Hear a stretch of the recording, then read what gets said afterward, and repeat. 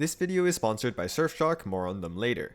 Hello everyone, during the Luna 7 beta cycle there were a bunch of kit changes for Nicole, Prune, and Lohen. We also had some very important information that was confirmed by both beta testers and the datamine game files as well. So I wanted to just go over all the main changes and new info on Nicole, Prune, and Lohen and analyze how the changes affect their strength and overall power level based on the current known info. First, let's start with the 5-star character that is the main focus of the patch, Nicole. Because of her status in the Hexen Circle and lore of the game, there were high expectations for the power level of her kit. She is definitely strong in terms of versatility and quality of life as she buffs a lot of older teams, but one of the main criticisms of her kit was that Nicole doesn't give enough buffs to teams like Varka, even though she's supposed to be a Hexerai support. To potentially address this weakness, one common solution that was proposed by people, including Theorycrafters, was buffing her burst, as the extra damage it gave to a team via the projections wasn't all that amazing, and HOYOMiX did change Nicole's burst.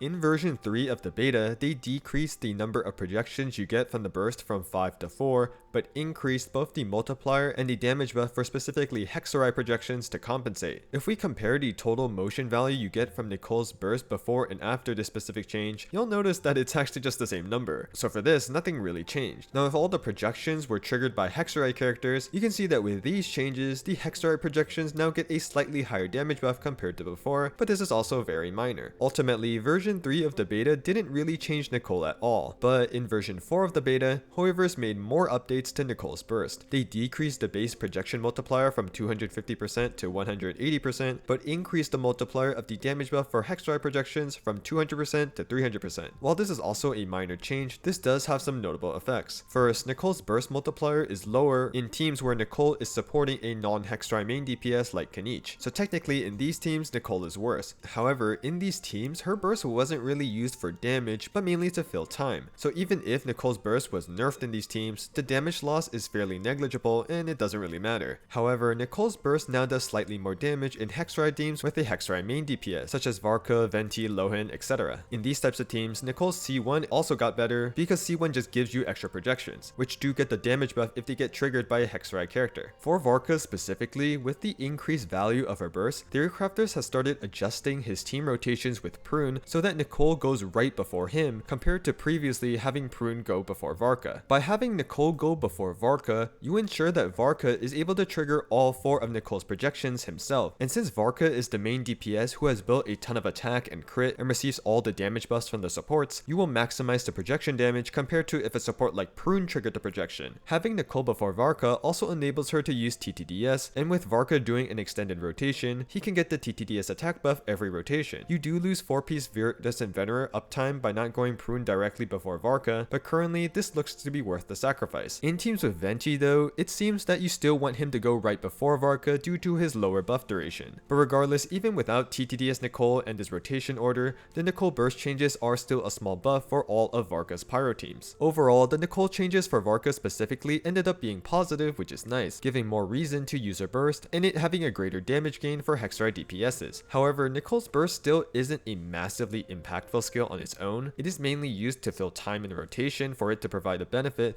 especially when you consider non-Hexerai teams where the burst now has worse multipliers. Overall, Nicole didn't receive that big of changes in the beta, suggesting that HOYOMiX is happy with her current power level, meaning her main value will be the versatility and quality of life she brings to many teams via her easy to access team-wide attack buff and strong defensive protection with her shield. Now, just as how the Hexen Circle and the Knights of Avonius aim to protect Mondstadt, in the modern world where we are dependent on the internet, we need to protect ourselves from the dangers that come from being online. And that's where the sponsor of today's video, Surfshark VPN, comes in. Whenever we browse the internet, no matter how careful we actually are, we inevitably leave a digital footprint, allowing our data to be accessed by unknown users. Surfshark VPN helps to encrypt your data, making you harder to track online. Online safety is especially a concern when you're using public Wi-Fi, but by utilizing Surfshark VPN, your IP address is hidden, keeping your activity private and protecting you from any potential bad players. Surfshark VPN can even change your virtual location and IP address, allowing you more access to streaming, gaming, or music services that would have otherwise been limited. And for us gacha gamers, you can use Surfshark VPN to get different regional pricing on Hoyo's official top-up center, allowing you to get discounts on your purchases. So if that interests you, get Surfshark VPN today at surfshark.com/andad or use the code ANDAD for 4 extra months on your purchase with a 30-day money-back guarantee.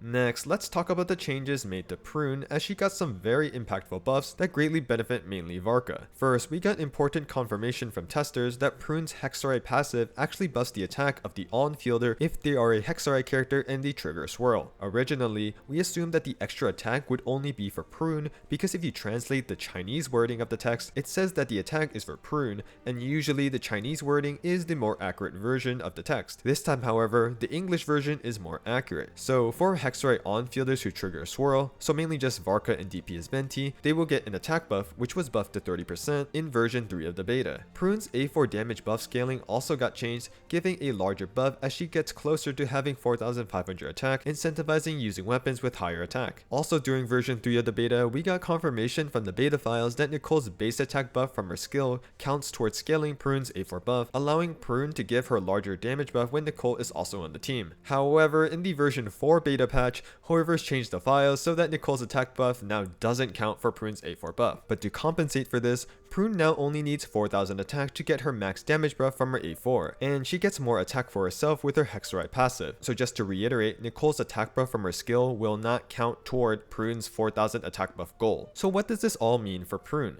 Prune got some significant upgrades to her buffing capabilities, and since her main team is with Varka, that means Varka got some much needed buffs. When focusing on Varka's pyro teams, C2 Prune is now at minimum on par with C0 Venti, but various Theorycrafters have C2 Prune already better than C0 Venti with their assumptions. And with Prune's C6, C0 Varka's premium pyro teams are currently calculating to have similar sheet DPS numbers to the premium Flynn's team. Concerning where he was before, this is really good for Varka. Now obviously there are some big caveats, including Hexarai shield and endgame content not looking that hard in terms of mechanic restriction, and of course needing C6 Prune, a new 4-star, making Varka be in a similar situation as Zibai on her release with Itlua. But ultimately, the fact that Varka is at least able to be more on par with the lunar teams is great for him regardless of all the caveats. And with the most recent Prune changes, which lowered the attack required to maximize her A4 damage percent buff, gave her more attack from her Hexarai passive, and made it so that she doesn't count Nicole's attack buff into her A4 buff conversion, she is less reliant on Nicole to maximize her buffs for Varka. With C6, she can effectively reach the attack cap by herself. This means that not only does Prune buff Varka's main pyro teams, but his Hydro, Electro, and Cryo teams will all deal more damage, with Prune getting stronger as his animal support. Other than Varka, who can get Prune's 30% attack buff from her Hexarai passive, since Varka is a Hexarai character who swirls, main DPS Venti also fits this description. But while C6 Prune is good for him, C6 Farazan is still slightly better for DPS Venti. And outside of Varka and Venti, Prune is not nearly as effective of a support. So overall, Prune is mainly just a tailored support for Varka, as she is effectively his Itlua.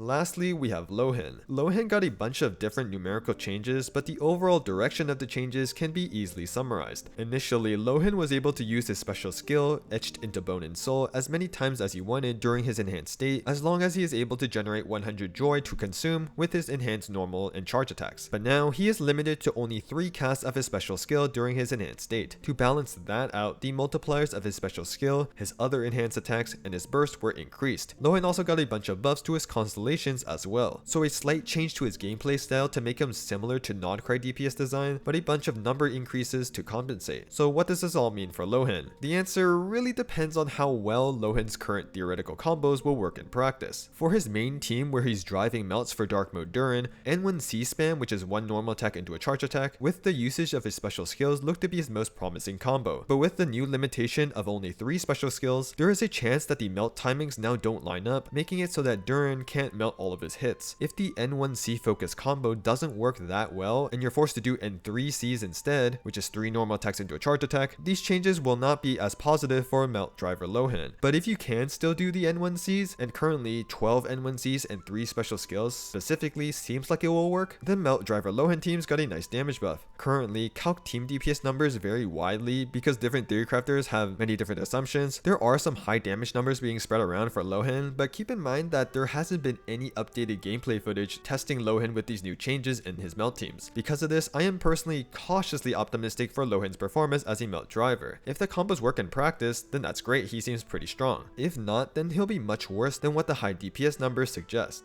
In teams where Lohen melts his own attacks in a reverse melt team with a burning oriented core with Emily, I have less optimism for. This is because it currently looks difficult to ensure that Lohen melts all of his attacks, but at the same time doesn't apply too much cryo to avoid removing the burning aura on the enemy. There may be some new functional optimal combos, but at least from my knowledge, it hasn't been discussed about much or tested yet. So while this team archetype can work for Lohen, it currently looks to be his least promising one. And lastly, for Lohen freeze teams, timing reactions with his combos doesn't matter. So with all the multiplier buffs, Lohen is a much better freeze DPS now, being a great alternative carry to Skirk. Although Lohen's damage is very single target oriented, he currently looks like a solid DPS even at C0, which is surprising considering he's also rumored to be a standard character. I do think that this is still the case because the damage gain from his constellations is still lower than what you'd expect from a modern limited 5-star DPS, but assuming he is a new standard 5-star, Lohen currently looks pretty good given that context. Just remember that if he is standard, that doesn't make him necessarily free since you still have to lose the 50-50 to him specifically, which you can't control, and by the time we get another standard 5-star selector, there may be even better cryo characters released with Naya. And that's everything I wanted to talk about in regards to the beta changes for Nicole, Prune, and Lohen. If you enjoyed this update video, like the video or sub to the channel so you don't miss out on future videos with similar in-depth character analysis. If you have any questions, feel free to leave a comment. Thank you again to Surfshark VPN for sponsoring this video. If you're interested, don't forget to use my code or link in the description or comments below for 4 extra months of Surfshark VPN.